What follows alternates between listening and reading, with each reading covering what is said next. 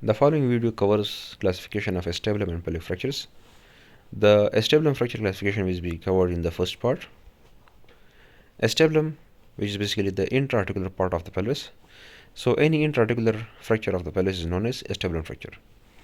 It was first classified by Jude in 1964 and later on it was modified by Letournel. So Jude and Letournel classification system, which is the most common for acetabulum fracture, it classifies the acetabulum into 5 elementary and 5 associated fracture patterns, and all this is based upon the radiographic appearance. Jude and Letournel proposed the column concept for the acetabulum fracture. According to Jude and Letournel, the acetabulum is supported by 2 columns, which is shaped like inverted Y. One is anterior column, as you can see in the diagram, and one is the posterior column. And column is nothing else but the thickened bony part of the hip bone or the pelvic bone. The anterior column in turns, it includes anterior ilium, anterior wall and dome of the acetabulum, superior ramus of the pubis, and iliopectineal eminence. In the diagram, it is given in the dark color. The posterior column, which includes greater tuberosity, posterior wall and dome, quadrilateral surface, greater and lesser sciatic notches. Recommended view for reading and studying the acetabulum fracture are true AP view of the pelvis, including both hip joints, and Jude views, which are in turn of 2 types. One is the obturator oblique view and the other one is the iliac oblique view. Apart from these, there are also some optional views like the pelvic inlet and outlet views.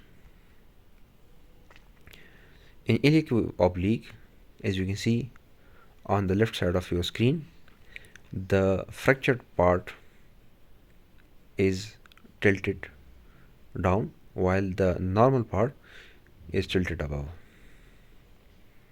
While in obturator oblique, the affected part or the fractured part, it is tilted above by 45 degree.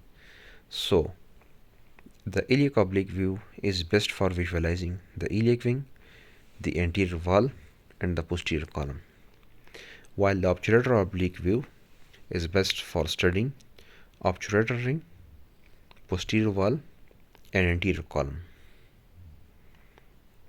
Here you can see on the left side of your screen, this is the iliac oblique view.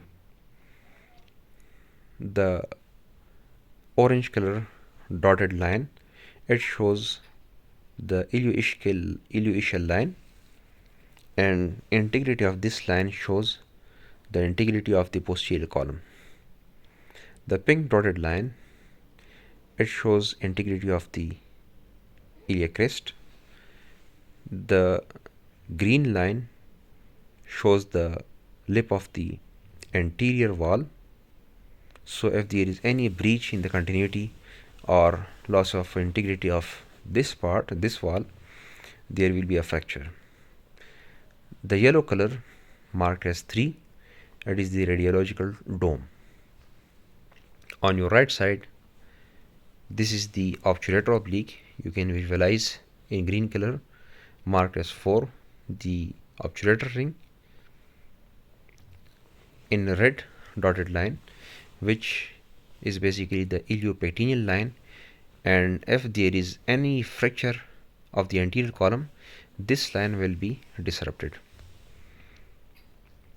The yellow color shows the dome of the acetabulum, while the purple color marked as 2 is the posterior wall lip. So if there is fracture of any of the part, like any other bone of the body, there will be discontinuity. These are some of the important radiological lines. The first one is the iliopectineal line given in red color. It shows the integrity of anterior column.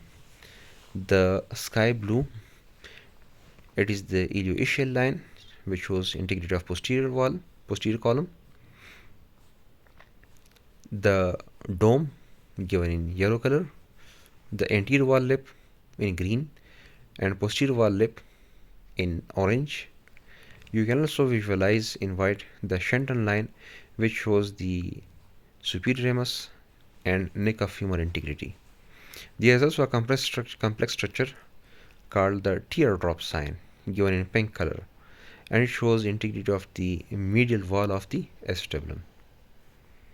So, as per Jude classification, there are 5 elementary fracture patterns and 5 associated fracture patterns. The 5 elementary fracture patterns, which are also known as the primary or the basic fracture patterns, they are simple ones.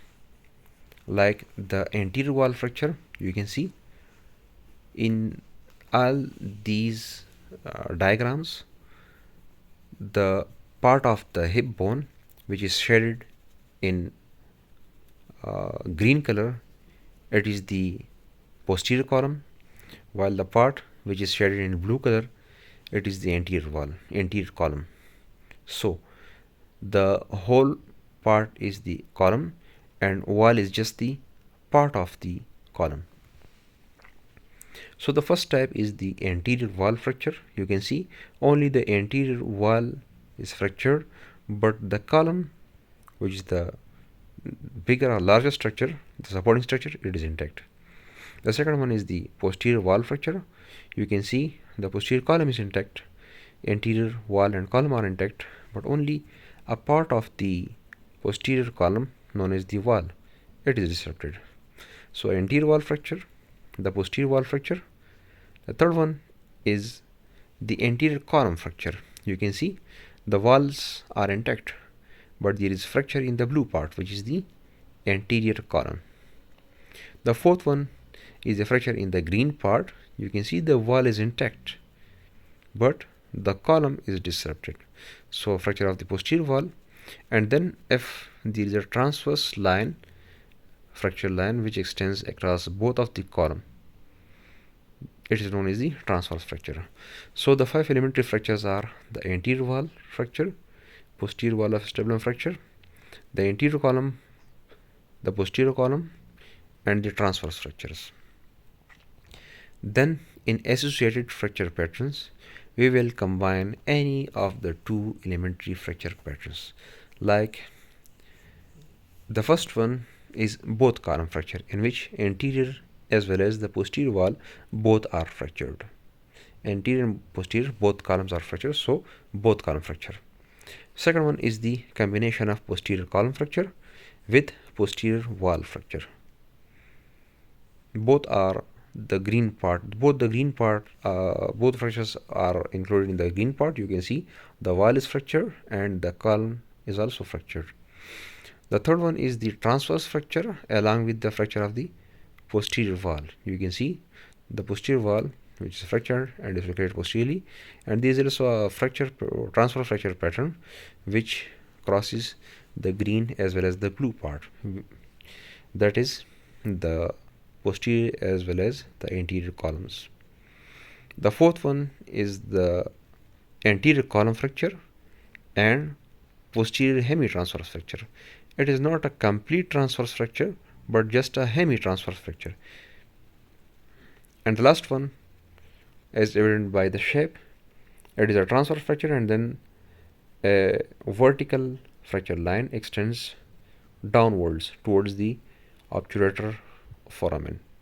So it is a T-type fracture.